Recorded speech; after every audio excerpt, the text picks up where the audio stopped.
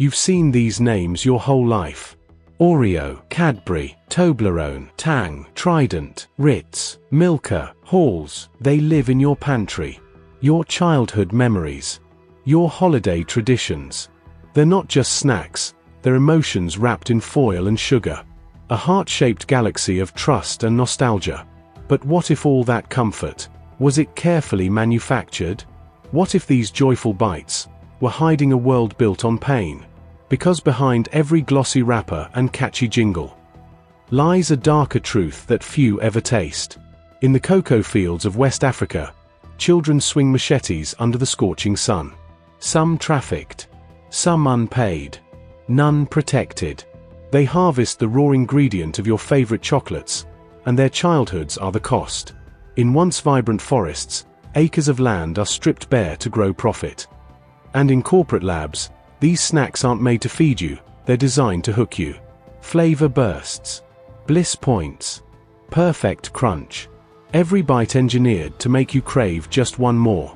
And who stands at the center of this carefully hidden machine? Mondelez International. A silent giant, owner of over 50 global brands, controlling how we snack, what we crave, and who pays the real price.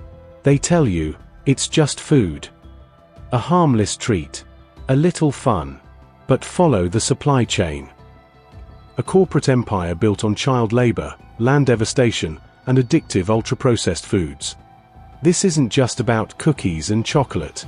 This is about how joy is packaged, and how suffering is concealed.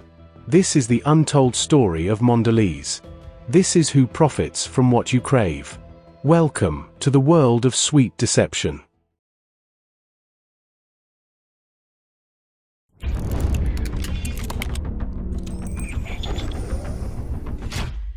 Before there was Mondelez. Before Oreo became global. Before Cadbury was bought out in a controversial takeover. There was a company called National Dairy. Founded in 1923 by Edward E. Reed, National Dairy was built on a simple idea: buy out small ice cream and dairy companies across the United States. But another name was rising at the same time. In 1924, James L. Kraft officially launched the Kraft Cheese Company, starting with processed cheese and a bold vision. By 1928, the two companies collided. National Dairy acquired Kraft Phoenix Cheese Company, which had recently merged with Phoenix Cheese, the makers of Philadelphia cream cheese. Interestingly, Kraft wasn't swallowed whole. It continued to operate semi-independently, and over time, its identity outgrew its parent. In 1969, National Dairy became Kraftco Corporation, and in 1988, it merged with General Foods under tobacco giant Philip Morris. By 1995, it became Kraft Foods Inc. But Kraft's boldest move came in 2010, when it launched a hostile £11.5 billion takeover of Cadbury. The deal sparked outrage in the UK, from Parliament to protesters. Kraft broke several public promises post-acquisition. And while Cadbury helped Kraft boost global sales, integration costs and backlash hit profits hard. Still, Kraft stayed the course. Its goal was clear: global snacking domination.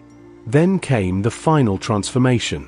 In 2012, Kraft Foods split into two companies. Kraft Foods Group kept grocery staples for North America.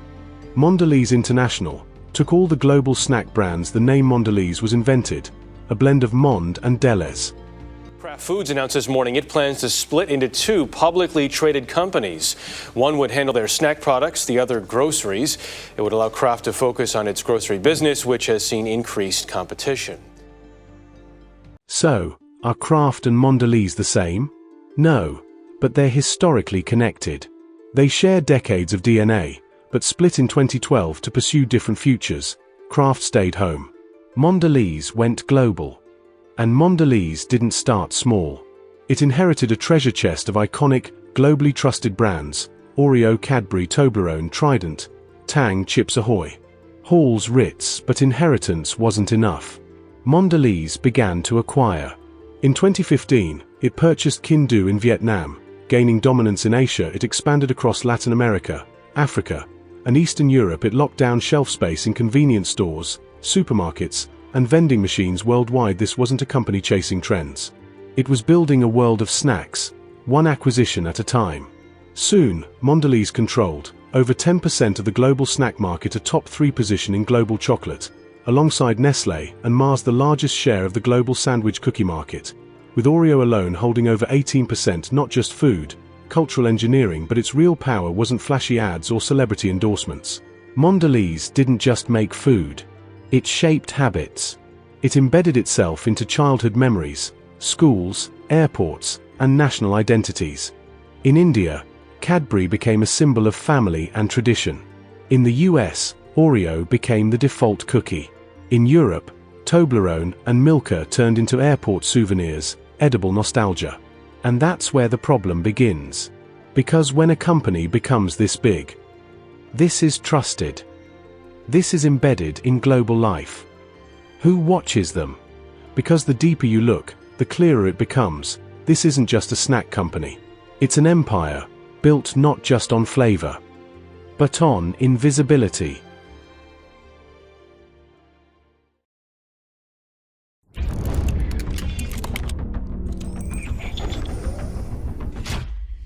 They don't advertise this part. The part where sweetness starts in silence. Where the world's most beloved snack, chocolate, begins not in factories or flavor labs, but in the red soil of West Africa. Because behind every Cadbury bar, every Toblerone triangle, every Milka square, lies a child. A child swinging a machete in the Ghanaian heat. A child carrying sacks heavier than his own body in Côte d'Ivoire. Mondelez didn't just inherit brands. It inherited power, and everything that came with it. And cocoa? Cocoa is the empire's foundation. 60% of the world's cocoa comes from West Africa. And Mondelez, through its vast network of suppliers, is one of the largest buyers. In 2024, a lawsuit filed in the US by former child laborers from Mali directly named Mondelez, accusing the company of knowingly profiting from forced child labor. Mondelez responded with silence dressed as sincerity, statements. But reality tells a different story. Independent investigations continue to reveal widespread child labor on farms tied to Mondelez's supply chain. Even Cocoa Life, launched in 2012 to great fanfare, has faced intense scrutiny. Rampant underreporting of labor abuse, no legal obligation to ensure standards are upheld, cocoa prices kept artificially low, because Cocoa Life wasn't built to fix the system. It was built to protect the brand. So yes, Mondelez sells chocolate, but it also sells distance between consumer and child, comfort and silence about who really harvested what's in your hand. This isn't just corporate failure, it's corporate design. A supply chain optimized not for fairness, but for invisibility. Because when profit is measured in billions, ethics become optional.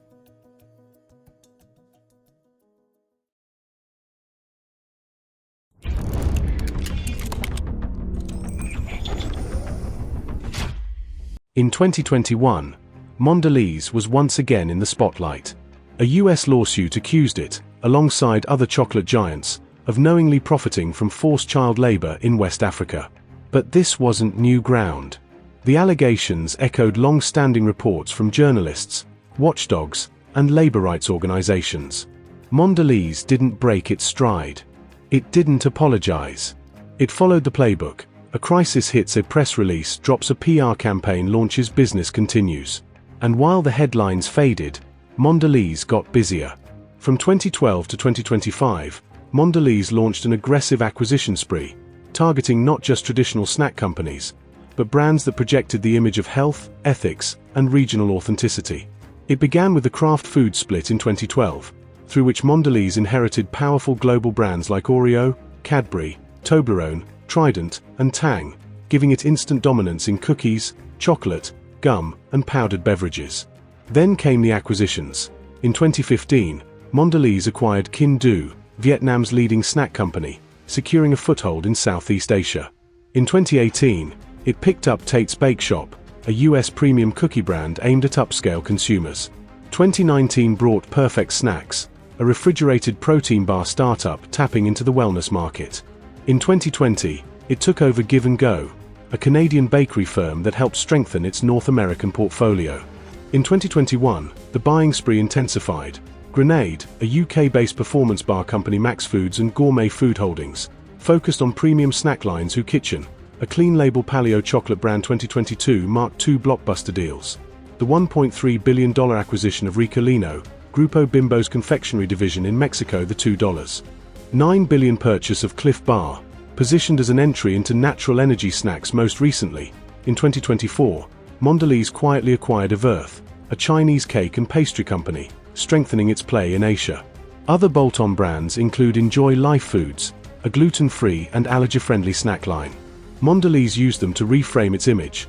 Cadbury Go's plant-based Oreo becomes thin and portion-controlled. Cliff Bar is repackaged as natural performance fuel. Yet beneath these new labels, this wasn't evolution.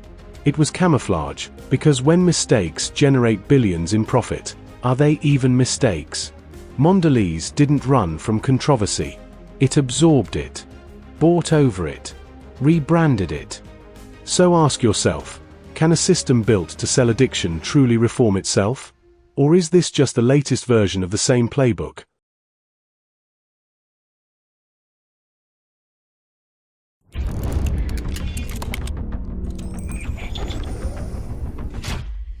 Even the most polished playbook has an expiration date.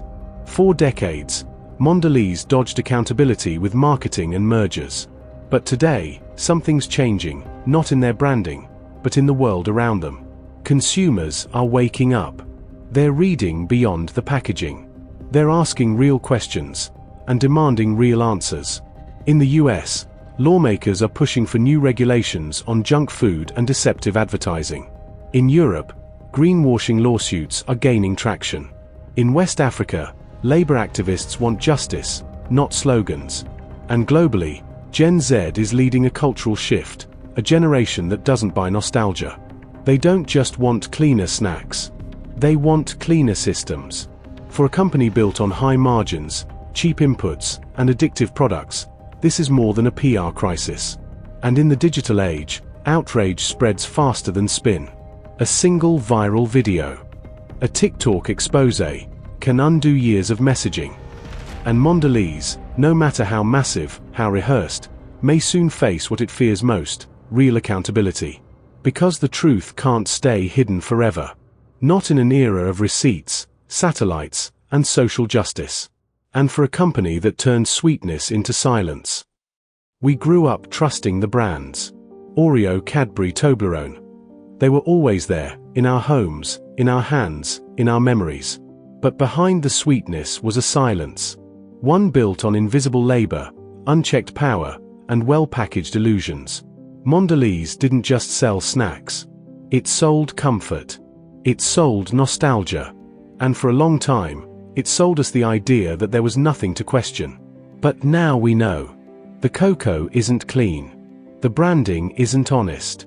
And the reforms, often just repackaged strategies to protect the bottom line. We've traced the roots, from chocolate fields to boardrooms, from child labor to billion-dollar buyouts. And one thing is clear, this isn't just about what we eat. It's about who profits. And who pays. The spell of sweetness is breaking. And the silence, it won't hold forever. And next time we unwrap that snack, we won't just taste sugar. We'll taste the story behind it.